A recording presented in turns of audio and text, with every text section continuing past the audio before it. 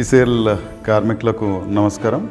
ముందుగా ఏంటంటే ఇంకో అంశం పైన పెన్షన్కి సంబంధించినటువంటి అంశం పైన మీ అందరినీ ఎన్లైటన్ చేయడానికి మరోసారి ECL staff and workers union మీ ముందుకు వస్తుంది. అందులో భాగంగా పెన్షన్కి సంబంధించినటువంటి గైడ్లైన్స్ ఒకసారి కింద మీరు అర్థం చేసుకోవడానికి ప్రయత్నం చేస్తే సెకండ్ పిఆర్సీకి సంబంధించినటువంటి రికమెండేషన్ ఏదైతుందో 2007 వేజ్ రివిజన్ల సెకండ్ పిఆర్సీ రికమెండేషన్స్లో భాగంగా ఎగ్జిక్యూటివ్స్కి సంబంధించినటువంటి పెన్షన్ స్కీమ్ ఏదైతుందో 30% ఆఫ్ ద రిటైర్మెంటల్ బెనిఫిట్స్ కింద ఎక్స్టెండ్ చేయొచ్చు అని చెప్పేసి సెకండ్ పిఆర్సీ రికమెండేషన్స్ని బేస్ చేసుకొని డిపిఈ గైడ్లైన్స్ ఏదైతుందో దానికి సంబంధించినటువంటి గైడ్లైన్స్ రావడం జరిగింది.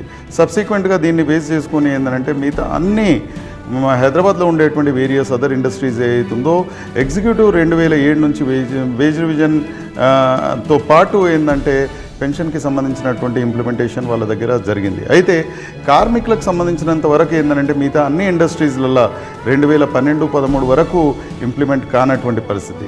అయితే ఎగ్జిక్యూటివ్స్కి అందరికీ 7% పెన్షన్ స్కీమ్ అన్ని ఇండస్ట్రీస్లలో ఇంట్రడ్యూస్ చేస్తే వర్క్మెన్కి 5% వరకు మాత్రమే పెన్షన్కి సంబంధించినటువంటి పెన్షన్ ఫండ్ ఏదైతుందో అన్ని ఇండస్ట్రీస్లో జరిగింది. అయితే ఈసీఐలో మీరు గినంగా చూసినట్టయితే ఈసీఎల్కి సంబంధించినటువంటి ఎగ్జిక్యూటివ్ పెన్షన్ ఏదైతుందో 2015-16, 16-17 ఫైనాన్షియల్ ఇయర్కి సంబంధించినటువంటి ఎలొకేషన్ ఏదైతుందో 2015-16కి సంబంధించింది 10 కోట్లు.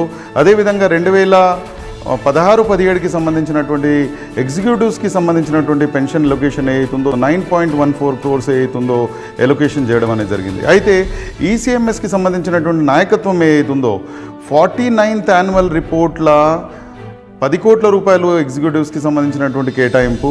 అదేవిధంగా 2016-17కి సంబంధించినటువంటి దాంట్లో 9.14 కోట్ల రూపాయలు చేస్తే ఈ ఈసీఎంఎస్కి సంబంధించినటువంటి నాయకత్వం ఏదైతుందో ఆ రోజు గాఢ నిద్రలో ఉండడం వల్ల మనకు సంబంధించినటువంటి ఎలొకేషన్ జరగలేదనేది మీకు అందరికీ తెలుసు. అయితే ECL staff and workers union ఒక బాధ్యతగలమైనటువంటి అపోజిషన్ యూనియన్గా మీరు గమనించినట్టయితే 2018లో ఈసీఎంఎస్కి సంబంధించినటువంటి నాయకత్వం రూలింగ్లో ఉన్నప్పుడు ఈ కేటాయింపులు ఏదైతుందో కేవలం ఎగ్జిక్యూటివ్స్కి మాత్రమే బ్యాలెన్స్ షీట్స్లలో ప్రొవిజన్ చూపించారు. వర్క్మెన్కి సంబంధించినటువంటి కేటాయింపులు లేకపోవడం అనేది బాధాకరం అని చెప్పేసి ఆ రోజులలో పెద్ద ఎత్తున మనం యాజిటేషన్ ఏదైతుందో వీక్ లాంగ్ యాజిటేషన్ ప్రోగ్రామ్ ఏదైతుందో మనం తీసుకోవడం జరిగింది. దాంట్లో భాగంగానే ఏంటంటే దాని తర్వాత ఈసీఐఎల్ ఎంప్లాయీస్కి సంబంధించినటువంటి వెరిఫికేషన్ ఎలక్షన్స్లో ECL staff and workers union గెలిచిన తర్వాత ఏజ్ రివిజన్కి సంబంధించినటువంటి అగ్రిమెంట్లో వన్ ఆఫ్ ద కాంపోనెంట్ ఏదైతుందో పెన్షన్కి సంబంధించినటువంటి allocation in line with officers on par with officers ఏదైతుందో మనం సాధించడం అనేది జరిగింది అనేది మీకు అందరికీ తెలుసు. అయితే 2015-16కి సంబంధించినటువంటి ఎలొకేషన్ కానీ 2016-17కి సంబంధించినటువంటి ఎలొకేషన్ ఏదైతుందో దాంట్లో కార్మికులకు సంబంధించినటువంటి భాగస్వామ్యం కూడా ఉంది అని చెప్పేసి ఈసీఎంఎస్కి సంబంధించినటువంటి నాయకత్వం ఏదైతుందో మనం ఏ రకంగా మభ్యపెట్టడానికి ప్రయత్నం చేసింది అని చెప్పేసి మీరు అందరు చూసినారు. కానీ ECL staff and workers union ఏదైతుందో ఆర్టీఐ ఫైల్ చేసి మేనేజ్మెంట్ దగ్గర చాలా క్లారిటీతోనే మేనేజ్మెంట్ ఆర్టీఐ క్వైరీలా ఈసీఐఎల్కి సంబంధించినటువంటి పెన్షన్ ఎలొకేషన్ ఏదైతుందో 49th యాన్యువల్ రిపోర్ట్లో కానీ 50th యాన్యువల్ రిపోర్ట్లో కానీ కేవలం ఆఫీసర్స్కి మాత్రమే అని చెప్పేసి చాలా క్లారిటీతో చెప్పింది మీరందరూ చూసినారు. అయితే సబ్సిక్వెంట్గా ECL staff and workers union రూలింగ్లోకి వచ్చిన తర్వాత వేజ్ రివిజన్ అగ్రిమెంట్లో భాగంగా దీన్ని ఇంప్లిమెంట్ చేయడం అనేది జరిగింది. వన్ ఆఫ్ ద కాంపోనెంట్ ఏదైతుందో ఖచ్చితంగా వర్క్మెన్కి in line with officers on par with officers రావాలి అని చెప్పేసి మన అగ్రిమెంట్లో చేర్చుకోవడం ద్వారా మనకేదైతుందో 52nd యాన్యువల్ రిపోర్ట్లో ఏదైతుందో మనకు సంబంధించినటువంటి కేటాయింపు ఏదైతుందో ఇంతకుముందు 2015-16 నుంచి టోటల్ కేటాయింపు ఏదైతుందో 52nd యాన్యువల్ రిపోర్ట్లో ఏదైతుందో మనకు కేటాయించింది మీరందరు చూసినారు. బోర్డుకి సంబంధించినటువంటి అప్రూవల్ ఏదైతుందో 286 బోర్డు మీటింగ్లు ఏదైతుందో వర్క్మెన్కి సంబంధించినటువంటి పెన్షన్ స్కీమ్ ఏదైతుందో మనకు 17/3/2020 రోజు మన వర్క్మెన్కి సంబంధించినటువంటి వర్క్మెన్ పెన్షన్ ఏదైతుందో బోర్డులో అప్రూవల్ తీసుకోవడం అనేది జరిగింది.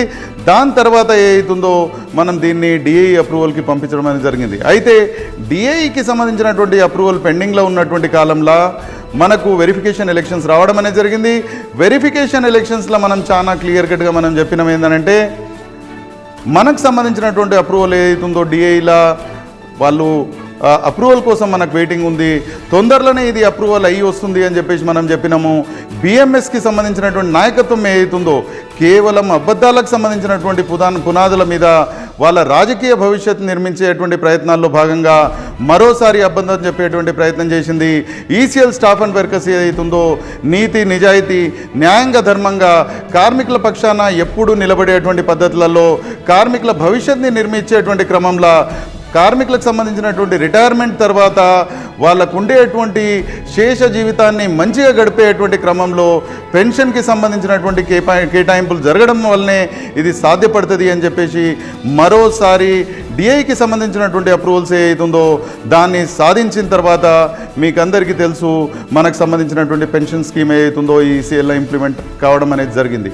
దాంట్లో భాగంగా మనకు సంబంధించినటువంటి ఈసీఎల్కి సంబంధించినటువంటి పెన్షన్ కార్పస్ ఫండ్ ఏదైతుందో ఆ పెన్షన్ కార్పస్ ఏర్పడ్డది. పెన్షన్ కార్పస్ ఏర్పడ్డ తర్వాత మీరు గినంగా చూసినట్టయితే ఈసీఎల్కి సంబంధించినటువంటి కార్మికులకు సంబంధించినటువంటి నాయకత్వంలో ఉండేటువంటి వాళ్ళను పెన్షన్ కార్పస్లో పెట్టడం అనేది జరిగింది. అదేవిధంగా అధికారులకు సంబంధించినటువంటి వాళ్ళ దగ్గర నుంచి కూడా ఒకరిని పెన్షన్ కార్పస్లో పెట్టడం జరిగింది.